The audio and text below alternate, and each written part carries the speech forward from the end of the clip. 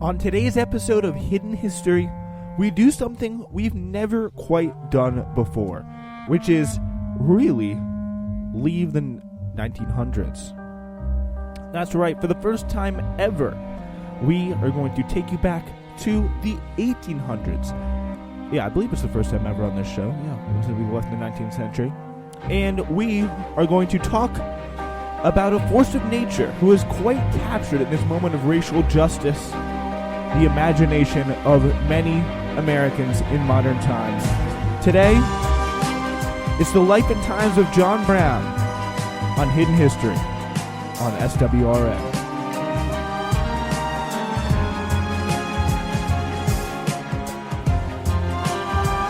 Our source material for today's show will come from the Smithsonian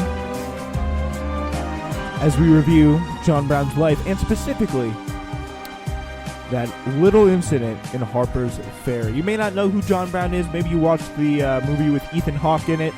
But either way, hopefully you'll learn something you didn't know before from this 30 minutes or so that you will be spending with us. All right, ladies and gentlemen, let's get right into it. And we're starting today with again here in this Smithsonian. And we start with a little place called Harpers Ferry, Virginia.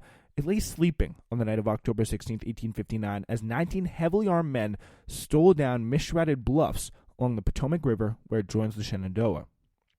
Their leader was a rail-thin, 59-year-old man with a shock of graying hair and penetrating steel-gray eyes. That man was named John Brown. Some of those who strode across a covered railway bridge from Maryland to Virginia were callow farm boys.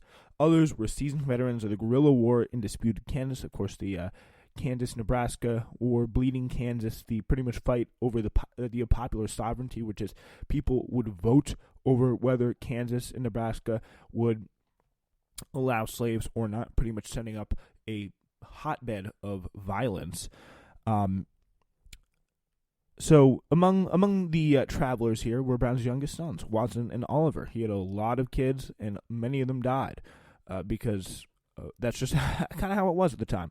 A pair of Quaker brothers from Iowa who had abandoned their pacifist beliefs to follow Brown, a former slave from Virginia, and men from Connecticut, New York, Pennsylvania, and Indiana, all the people he'd picked up in his many, many moves around his life.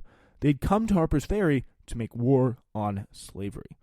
That raid on that Sunday night would have been the most daring instance on record of white men entering into a southern state to incite a slave rebellion, which is, again, what they were trying to do. In military terms, it was barely a skirmish, but the incident electrified the nation. It also created in John Brown a figure who, after a century and a half, remains one of the most probably controversial and really hot-button people in our racial history. Lionized by some Americans and loathed by others, few are indifferent. Brown's mantle had been claimed by figures as divisive as Malcolm X, Timothy McVeigh, socialist leader Eugene Debs, and abortion protesters espousing violence.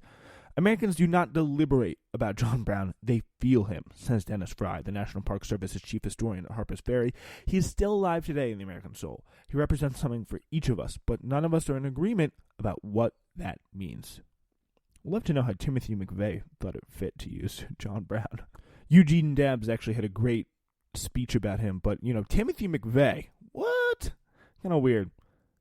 The impact of Harper's Ferry quite literally transformed the nation, says Harvard historian John Stauffer, the author of The Black Hearts of Men, Radical Abolitionists and the Transformation of Race.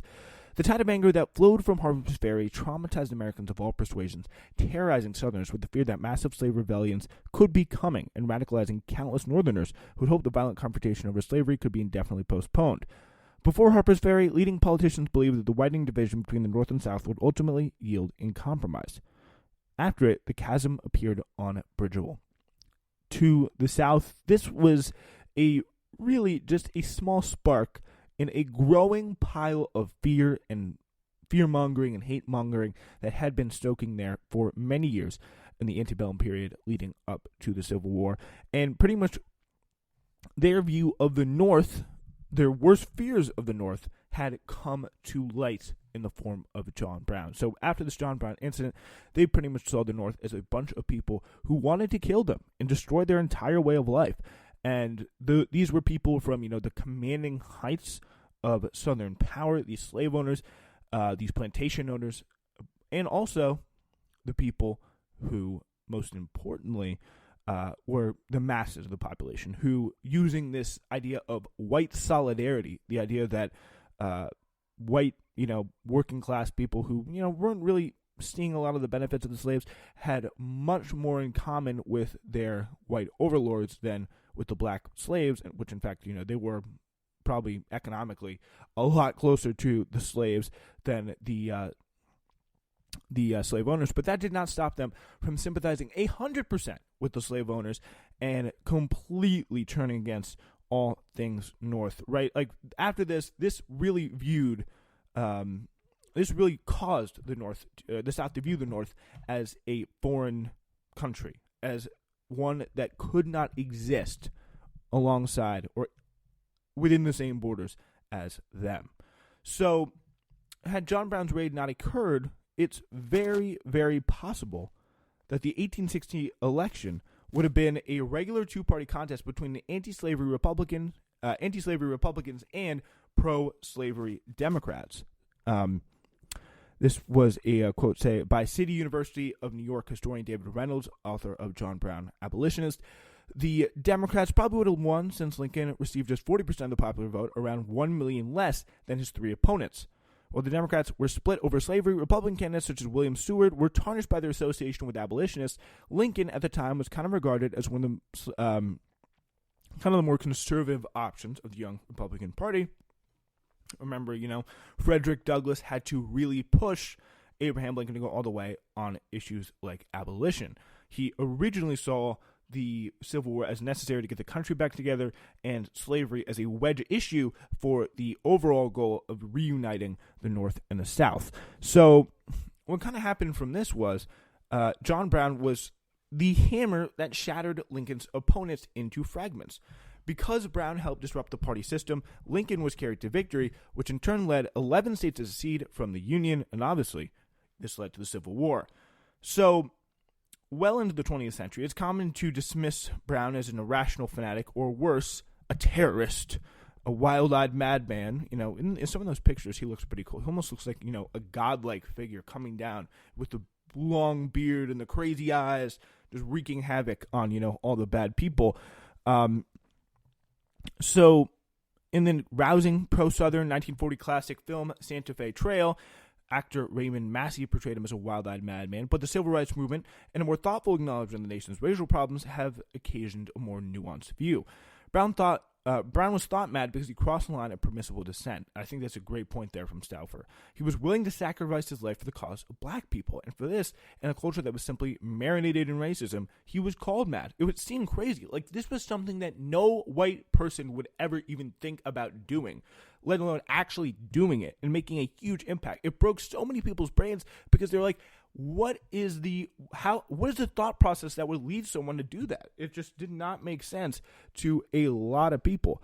Brown was a hard man, to be sure, built for times of trouble and fitted to grapple with the flintiest of hardships, in the word of his close friend, the African-American orator Frederick Douglass. Brown felt a profound and lifelong empathy with the plight of slaves. A lot of that was religious, and a lot of that was just because, it was how he was. He stood apart from every other white in historical record, in his ability to burst free from the power of racism, says Stauffer. Blacks were among his closest friends, and in some respects, he felt more comfortable around blacks than he did around whites. Brown was born with the new century in 1800, and actually in Torrington, Connecticut. Nice place. And raised by loving, if strict parents who believed, as many did, if not most in that area, that the righteous punishment was an instrument of the divine. When he was a small boy, the Browns moved west in an ox-drawn wagon to the raw wilderness of the frontier of Ohio, a very, very common American thing to do at that time. Just like, if you didn't like how your life was going, there's a whole new, quote-unquote, completely unoccupied, just waiting to be taken land, how wrong that was. But that was the mindset of a lot of Americans at the time. He settled in the town of Hudson, where the family became known as friends to the rapidly diminishing population of Native Americans and as abolitionists who were always ready to help fugitive slaves. Like many restless 19th century Americans, Brown tried many professions, failing at some and succeeding modestly at others, such as farmer, tanner, surveyor, wool merchant. He married twice. His first wife died from illness, and in all fathered 20 children, almost half of whom died in infancy. 3 more would die in the war against slavery.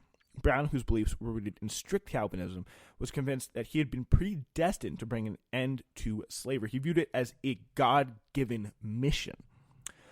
In his youth, both he and his father, Owen Brown, had served as conductors on the Underground Railroad. He denounced racism within his own church, where African Americans were required to sit at the back and shock neighbors by dining with blacks and addressing them as Mr. and Mrs. Douglas once described Brown as a man who thought a white gentleman is in sympathy a black man and as deeply interested in our cause as though his own soul had been pierced with the iron of slavery. Really just a completely different mindset from almost any other person existing in society at the time.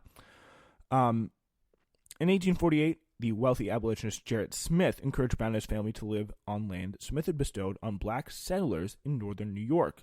Tucked away in the Adirondack Mountains, Brown concocted a plan to liberate slaves in large numbers never before attempted. A subterranean passway, the Underground Railroad writ large, would stretch through the south through the Allegheny and Appalachian Mountains, linked by a chain of forts manned by armed abolitionists and free blacks. So they were really kind of focused on committing what his end goal looked like here was these bases for freed slaves up in the mountains, armed with guards outside, standing on the gate, whether they be abolitionists or free blacks. So that is it's quite a plan, but that's for sure. These warriors would raid plantations and run fugitives north to Canada, said Southard. The goal was to destroy the value of slave property. This scheme would form the template for Harpers Ferry raid, and, says Fry, under different circumstances could have succeeded. Brown knew that he couldn't free 4 million people, but he understood economics and how much money was invested in slaves. There would be a panic, property values would dive, and the slave economy would collapse, because the fear creates a lot more hurt than, systematically taking the time to free every single slave. He knew he really didn't need to do that. Political events of the 1850s turned Brown from a fierce, if essentially garden-variety abolitionist, into a man willing to take up arms, even die for his cause. The Fugitive Slave Law of 1850, which imposed draconian penalties on anyone caught helping a runaway and required all citizens to cooperate in the capture of fugitive slaves, enraged Brown and other abolitionists. In 1854, another act of Congress pushed still more Northerners beyond their limits of tolerance. Under pressure from the South and its Democratic allies in the North, Congress opened the territories of Kansas and Nebraska to slavery under a concept called popular sovereignty. The more northerly Nebraska was in little danger of becoming a slave state, but Kansas, however, was up for grabs. Pro-slavery advocates, the meanest and most desperate of men, armed to the teeth with revolvers, bowie knives, rifles, and cannon, while they were not only thoroughly organized but underpaid from slaveholders, John Brown Jr. wrote to his father, poured into Kansas from Missouri. Anti-slavery settlers begged for guns and reinforcement among the thousands of abolitionists who left their farms, workshops, or schools to respond to the call. They really viewed this as a deep calling. John Brown and his 5 sons, and 5 of his sons, more than 5. Brown himself arrived in Kansas in October 1855, driving a wagon loaded with rifles he had picked up in Ohio and Illinois, determined to help defeat Satan and his legions.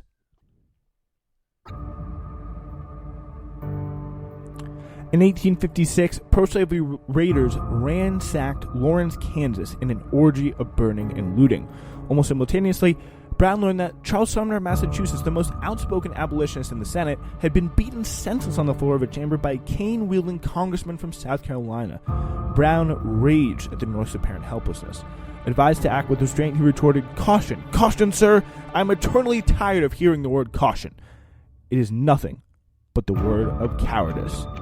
A party of free staters led by Brown dragged 5 pro-slavery men out of their isolated cabins on the eastern Kansas Potawatomi Creek and hacked them to death with cutlasses. The horrific nature of the murder disturbed even abolitionists. Brown was unrepentant. "God is my judge," he laconically replied, and asked to account for his actions. Though he was a wanted man who hid out for time, Brown eluded capture in the anarchic conditions that pervaded Kansas. Indeed, almost no one was ever arraigned in court for killings that took place in the war there. But the murders, however, ignited reprisals. Not a surprise there, because these were, in John Brown's mind, at least reprisals in and of themselves. Pro-slavery border ruffians raided free staters' homesteads. Abolitionists fought back. Hamlets were burned. Farms were abandoned. Brown's son Frederick, who participated in the Potawatomi Creek Massacre, was shot dead by a pro-slavery man. Although Brown survived many brushes with opponents, he seemed to sense his own fate. In August 1856, he told his only son Jason, "I only have a short time to live, only one death to die, and I will die fighting for this cause." He was committed, to say that. By almost any definition, the Potawatomi killings were a terrorist act intended to sow fear in slavery's defenders. Brown viewed slavery as a state of war against blacks, a system of torture, rape, oppression, and murder, and saw himself as a soldier in the army of the Lord against slavery, says Reynolds. Kansas was Brown's trial by fire, his initiation into violence, his preparation for real war, he says. By 1859, when he raided Harpers Ferry, Brown was ready, in his own words, to take the war into Africa, that is, into the South. In January 1858, Brown left Kansas to seek support for his planned southern invasion. In April, he sought out a diminutive former slave, Harriet Tubman, who made 8 secret trips into Maryland's eastern shore to lead dozens of slaves north to freedom. Brown was so impressed that he began referring to her as General Tubman. For her part, she embraced Brown as one of the few whites she had ever met who shared her belief that anti-slavery work was a life or death struggle. Life and death. Tubman thought Brown was the greatest white man who ever lived, said Kate Clifford Larson, author of Bound for Promised Land, Harriet Tubman, Portrait of American Hero. Having secured financial backing from wealthy abolitionists known as the Secret Six, Brown returned to Kansas in mid-1858. In December, he led 12 fugitive slaves on an epic journey eastward, dodging pro-slavery guerrillas and Marshall's posses in fighting and defeating a force of United States troops. Upon reaching Detroit, they were ferried from the Detroit River to Canada. Brown had covered nearly 1,500 miles in 82 days, proof to doubters he felt sure that he was capable of making this subterranean passway, these base of forts up the mountains, through Appalachia, through upstate New York, leading to Canada. He really thought he could make that a reality. With his Secret Six war chest, Brown purchased hundreds of Sharps carbines and thousands of pikes, with which he planned to arm the first wave of slaves he expected to flock to his banner once he occupied Harper's Ferry. Many thousands of them could be armed with rifles stored at the federal arsenal. "When I strike, the bees will swarm," Brown assured Frederick Douglass, whom he urged to sign on as president of a provisional government. So that's kind of gives you a sense of where his head was at the time.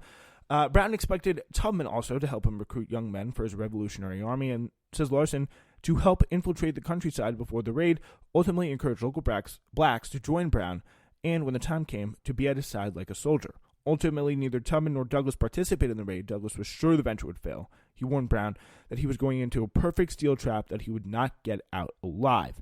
Tubman may have concluded that if Brown's plan failed, the Underground Railroad would be destroyed. Its routes, methods, and participants would be exposed.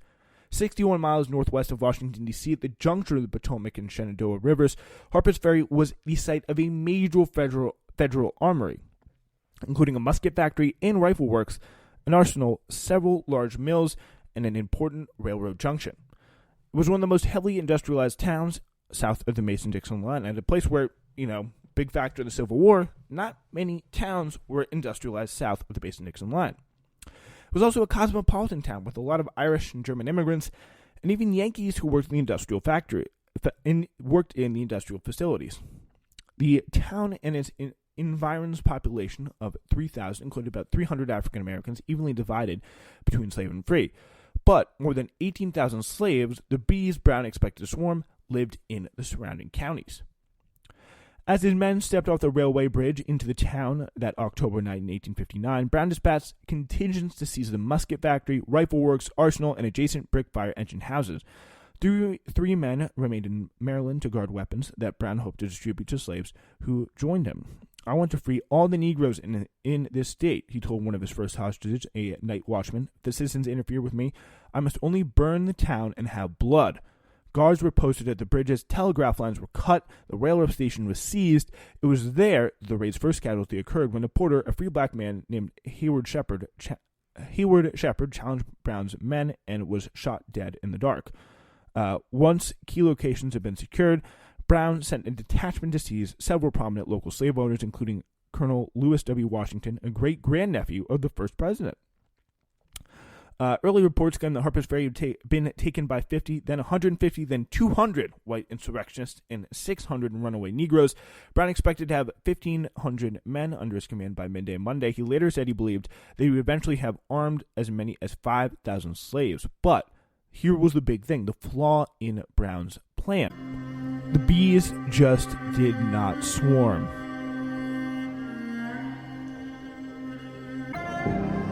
As it turned out, just only a handful of slaves ended up lending Brown assistance. Instead, as Brown's band watched dawn break over the craggy ridges enclosing Harpers Ferry, local white militias, similar to today's National Guard, really started to get their act together, and they weren't happy.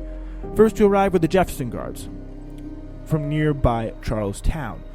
Uniformed in blue with tall black Mexican-era war-era shakos on their head and brandishing 58 cal rifles, they seized the railway bridge, killing a former slave named Dangerfield Newby and cutting Brown off from his route of escape. Newby had gone north in a failed attempt to earn enough money to buy freedom for his wife and 6 children. In his pocket was a letter from his wife. It is said that masters in want of money, she had written, "I know not what time he may sell me, and then all my bright hopes of my future with you are blasted, for there has been one bright hope to cheer me in all my troubles, and that is to be with you." As the day progressed, armed units poured in from Frederick, Maryland, Martinsburg, Shepherdstown in Virginia, and elsewhere. Brown and his raiders were soon surrounded. He and a dozen of his men held out the engine house in a small, formidable brick building with stout oak doors in the front. Other small groups remained holed up in the musket factory and rifle works. Acknowledging their increasingly dire predicament, Brown sent out New Yorker Willie Thompson bearing a white flag to propose a ceasefire, but Thompson was captured and held at the Galt House, a local hotel. Brown then dispatched his son, the ex-cavalryman Aaron Stevens, also under a white flag, but the militiamen shot him dead in the street. Watson, although fatally wounded, that's his son, managed to crawl back to the engine house. Stevens was shot 4 times and arrested. When the militia stormed the rifle works, 3 men inside dashed for the shallow Shenandoah, hoping to wade across. 2 of them, John Kagi, vice president of Brown's provisional government, and Louis Leary, an African-American, were shot dead in the water. The black Oberlin student, John Copeland, reached a rock in the middle of the night when he threw down his gun and surrendered. 20-year-old William Lehman slipped out of the engine house, hoping to make contact with the 3 men Brown had left as backup in Maryland. Lehman plunged in the Potomac and swam for his life. Trapped on an islet, he was shot dead as he tried to surrender. So, as you can tell, the people who were coming to put down this rebellion were in no surrender type of mood. Lehman plunged to the Potomac and swam for his life. And throughout the afternoon, bystanders took pot shots at his body. So what this represented was this kind of existential terror and this existential anger that so many people in the South had when they saw something like this happen, because I think a lot of people didn't realize that it could. They didn't think it was possible. And the fact that it did and it hit so close to home really freaked people out. By nightfall, conditions inside the engine house had grown desperate. Brown's men had not eaten for more than 24 hours. Only 4 remained unwounded. The bloody corpses of slain raiders, including Brown's 20-year-old son, Oliver, lay at their feet. They knew no hope of escape. 11 white hostages and 2 or 3 of their slaves were pressed against the brick wall, utterly terrified. 2 pumpers and hose carts were pushed against the doors to brace against an assault expected at any moment. Yet if Brown's men felt defeated, he didn't show it, or Brown himself. As his son Watson writhed in agony, Brown told him to die as becomes a man. Soon perhaps 1,000 men, many uniformed and disciplined, others drunk and brandishing weapons from shotguns to old muskets, would soon fill the narrow lanes of Harpers Ferry, surrounding Brown's tiny band. President James Buchanan had dispatched a company of Marines from Washington under the command of one of the Army's most promising officers, a young lieutenant colonel named Robert E. Lee. Himself a slave owner, Lee had only disdain for abolitionists, whom he believed were exacerbating tensions by agitating among slaves and angering masters. Says Elizabeth Brown Pryor, author of Reading the Man, a portrait of Robert E. Lee through his private letters. He held that although slavery was regrettable, it was an institution sanctioned by God, and such would disappear only when God ordained it. Dressed in civilian clothes, Lee reached Harpers Ferry around midnight. He gathered the 90 Marines behind a nearby warehouse and worked out a plan of attack. In the pre-dawn darkness, Lee's aide, a flamboyant young cavalry lieutenant, boldly approached the engine house, carrying a white flag. He was met at the door by Brown, who asked that he and his men be allowed to retreat across the river to Maryland, where they would free the hostages. The soldier promised only that the raiders would be protected from the mob and put on trial. "Well, Lieutenant, I see we can't agree." The lieutenant then stepped aside, with his hand, gave a prearranged signal to attack. "Brown could have shot him dead just as easily as I could have killed a mosquito," he called later. Had he done so, the course of the Civil War might have been different. The lieutenant was J.E.B. Stuart, who would go on to serve brilliantly as Lee's cavalry commander. Yeah, could have really took out one of the South's greatest weapons right there. But he ended up not doing so, as Lee first sent several men crawling below the loopholes to smash the door with sledgehammers, that big oak door, again, that, remember, Brown and his company were hiding behind. When that failed, the larger party charged the weakened door, using a ladder as a battering ram, punching through on their second try. Lieutenant Israel Green squirmed through the hole to find himself beneath one of the pumpers. According to Fry, as Green emerged into the darkened room, one of the hostages pointed at Brown. The abolitionist turned just as Green lunged forward with a saber, striking Brown in the gut with what should have been the fatal blow. Brown fell, stunned, but astonishingly unharmed. The sword had struck a buckle, bent itself double.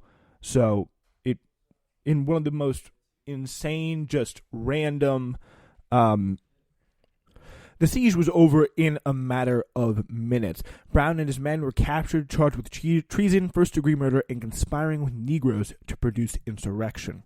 All the charges carried the death penalty. The trial was held in Charlestown, Virginia, and began on October 26th. The verdict was guilty, and Brown was sentenced on November 2nd. Brown met his death stoically in the morning of December 2nd, 1859. He was led out of Charlestown jail, where he had been since his capture, and seated on a small wagon carrying a white pine coffin. He handed a note to one of the guards. "I, John Brown, am now quite certain that the crimes of this guilty land will never be purged away but with blood." Escorted by 6 companies of infantry, he was transported to a scaffold, where at 11:15 a sack was placed over his head and a rope was fitted around his neck. Brown told his guard, "Don't keep me waiting longer than necessary. Be quick." These were his last words. Among the witnesses to his death were Robert E. Lee and 2 other men whose lives would be irrevocably changed by the events at Harpers Ferry. One was a Presbyterian professor from the Virginia Military Institute, Thomas J. Jackson, who would later earn the nickname Stonewall, less than 2 years later at the Battle of Bull Run. The other was a young actor with seductive eyes and curly hair, already a fanatical believer in Southern nationalism, John Wilkes Booth. The remaining convicted raiders would be hanged, one by one. Brown's deaths stirred blood in the North and the South for pretty much opposing reasons. "We shall be 1,000 times more anti-slavery than we dared to think of being before," proclaimed the Newburyport in Massachusetts Herald. "Some 1800 years ago, Christ was crucified," Henry David Thoreau opined in a speech in Concord on the day of Brown's execution.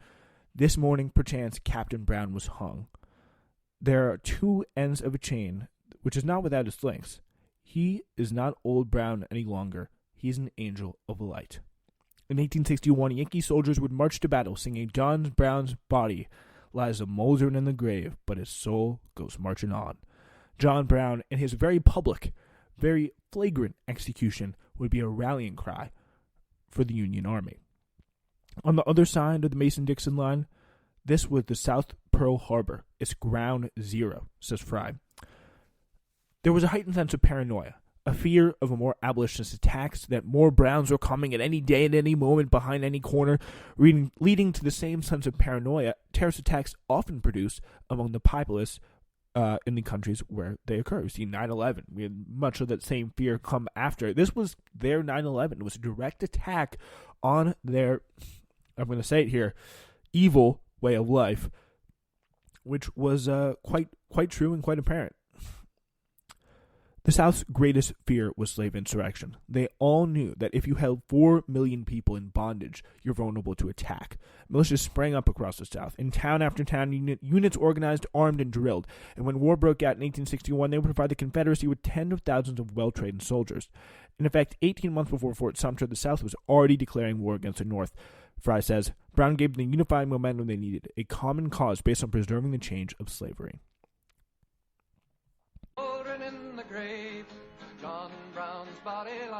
Just want to take a moment here to end the show by reading this article from Eugene Debs. He eulogized Brown in 1907 as the most self-sacrificing soul in American history. The brief, so this is the article here. The most picturesque character, the bravest man and most self-sacrificing soul in American history was hanged at Charleston, Virginia, December 2nd, 1859.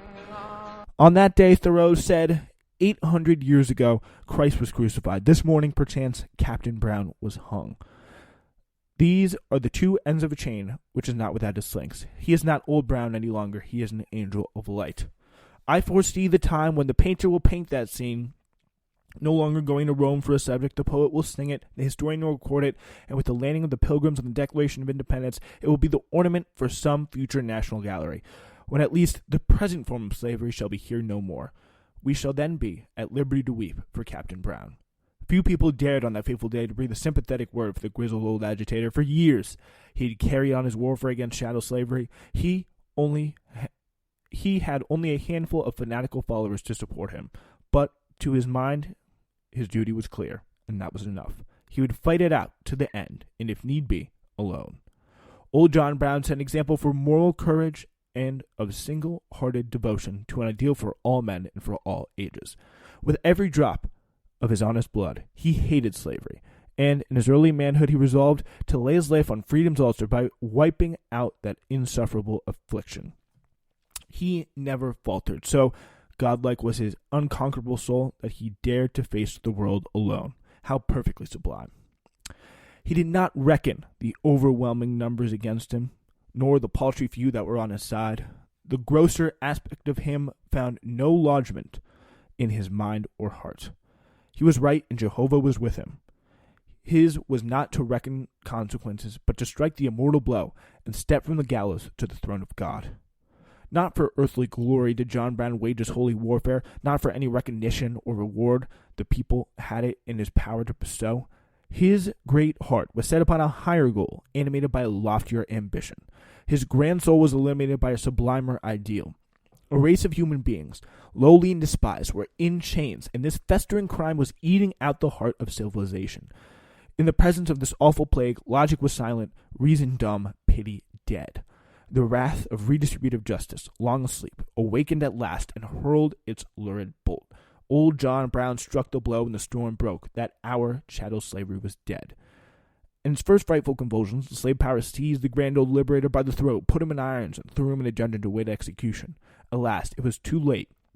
His work was done. All Virginia could do was furnish the crown for his martyrdom. Victor Hugo exclaimed in a burst of reverential passion, "John Brown is grander than George Washington." History may be searched in vain for an example of noble heroism and sublime sacrifice equal to that of old John Brown. From the beginning of his career to its close, he had but one idea and one ideal, and that was to destroy chattel slavery. And in that cause, he sealed his devotion with his noble blood.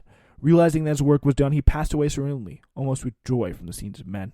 His calmness upon the gallows was awe-inspiring, his exaltation supreme. Old John Brown is not dead. His soul marches on, and each passing year weaves new garlands for his brow and adds fresh luster to his deathless glory. Who shall be the John Brown of wage slavery? That's how that article finished off, and that's how our show will finish off today. Thank you so much for listening, everybody. This has been Hidden History on the Spencer Walsh Radio Network.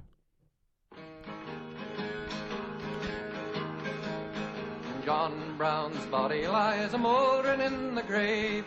John Brown's body lies a-mouldering in the grave.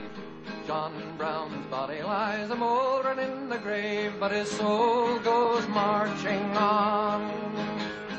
Glory, glory, hallelujah. Glory, glory, hallelujah. Glory, glory, hallelujah.